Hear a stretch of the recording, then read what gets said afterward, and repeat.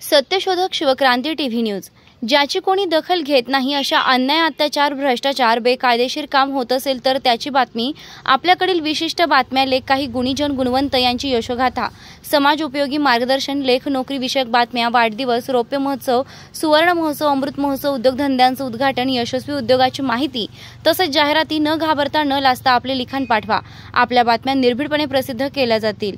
Shivkranti TV news संपादक सत्यशोधक शंकरराव लिंगे 73 87 37 78 01। शेतकरी जात असल्याचे सिद्ध होते। मराठा विरुद्ध ओबीसी प्रस्थापितांचे राजकारण शेतकरी जात असल्याचं सिद्ध होते। या पार्श्वभूमीवर मगर प्लान असा उभा राहतो की मराठे हे जर वरचढ शेतकरी जातीचे सदस्य असतील, मग गेल्या 30 दशकात महाराष्ट्रातील शेतकरी सातत्याने आत्महत्या का करत आहेत? मराठा जातीत गरिबी व दारिद्र्याचं अस्तित्व इतकं सार्वत्रिक का आहे? ह्या प्रश्नांनी मराठ्यांच्या संदर्भातील आंतरविरोधी वास्तव अधोरेखित होतं। हे आंतरविरोधी वास्तव जन्माला का आले याचा उत्तरातच आज मराठे आरक्षणाची मागणी का करत आहेत याची कारणे दडलेली आहेत। भारताने 1991 ला खुल्या आर्थिक धोरणाचा स्वीकार केला। खावजा, खाजगीकरण, उदारीकरण, जागतिकीकरण धोरण म्हणूनही आपण त्यास ओळखतो। या धोरणाचा स्वीकार केल्यानंतर विशेषतः भारत जागतिक व्यापार संघटनेचा 1995 मध्ये संस्थापक सदस्य बनल्यानंतर येथील कृषी क्षेत्र कमालीचा अरिष्टग्रस्त बनले। आजही ते त्यातून पुरते सावरलेले नाही। शेतीचा विकास दर ह्या 3 दशकांच्या काळात अपेक्षेपेक्षा खूप कमी राहिलाय। अनेक वेळेस तो शून्याच्या खाली गेला असून तो सातत्यानं 1 ते 2 च्या दरम्यान घोटाळत राहिला आहे। इतका न्यूनतम विकास दर राखून शेतीचा विकास साधला जाऊ शकत नाही। सध्या भारतात शहरीकरणाचा वेग लक्षणीय प्रमाणात वाढला असला तरी अजूनही जवळपास 67 ते 68% लोकसंख्या ग्रामीण भागात राहते। त्यातील 52% लोकसंख्या ही थेटपणे आपल्या उपजीविकेसाठी शेतीवर अवलंबून आहे। उरलेली 15% लोकसंख्या ही प्रत्यक्ष व अप्रत्यक्षपणे शेतीवरच अवलंबून असते। त्यामुळे शेती क्षेत्राला अरिष्टात ठेवून सर्वसमावेशक विकासाचे उद्दिष्ट गाठलं जाऊ शकत नाही। उलट असा विकास भासमान आर्थिक विषमतेला जन्म देत असतो। गेल्या 3 दशका असतो किंवा तो प्रचंड अशा आध्यांनी आत्महत्या केल्या आहेत आणि आजही शेतकऱ्यांच्या आत्महत्यांचं सत्र थांबलेलं नाही। प्रसिद्ध शोध पत्रकार पी सायनाथ यांनी विदर्भ हा शेतकऱ्यांसाठी सर्वात वाईट असा प्रदेश बनलाय तर महाराष्ट्र ही शेतकऱ्यांची दफनभूमी बनला असल्याचं विधान केलं होतं। निरंतर होत असलेल्या शेतकऱ्यांच्या आत्महत्यांनी सायनाथांचे विधान सर्वथैव बरोबर असल्याची प्रचिती पुन्हा येत राहते।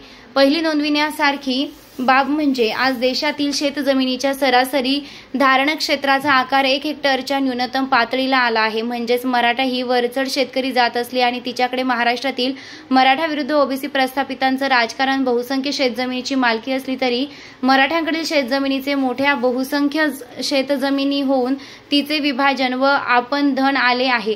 त्यामुळे अनेक मराठ्यांमध्ये अल्पभूधारक शेतकऱ्यांचा एक मोठा वर्ग उदयाला आला।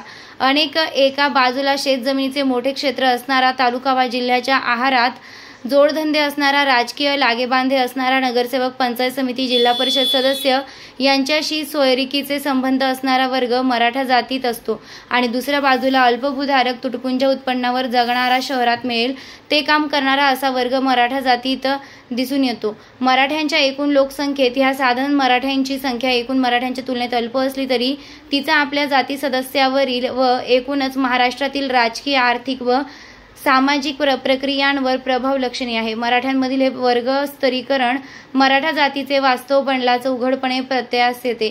जागतिकीकरणाचे विरोधग्रस्त वास्तव आणि मराठ्यांची स्वविकासाची धडपड जागतिकीकरणाने एक कमालीची विरोधग्रस्त वास्तव जन्माला घातले असल्याचे आपण पाहत आहोत।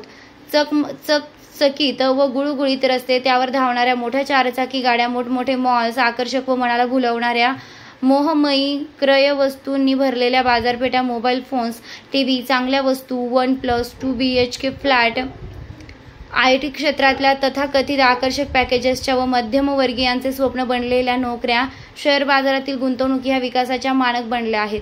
जाहिरातींच्या ह्या समकालीन युगात विविध माध्यमांतून आपल्यापर्यंत येणाऱ्या जाहिरातींमुळे वरील बाबी आपल्या मनाचा कब्जा घेतात आणि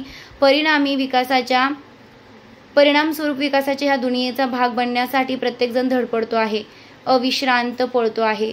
शेतकरीही त्याला अपवाद नाहीत। वर उल्लेखलेल्या विकासाच्या दुनियेचा भाग बनविण्याची लालसा शेतकऱ्याच्या मनात निर्माण होणे अगदी स्वाभाविकच।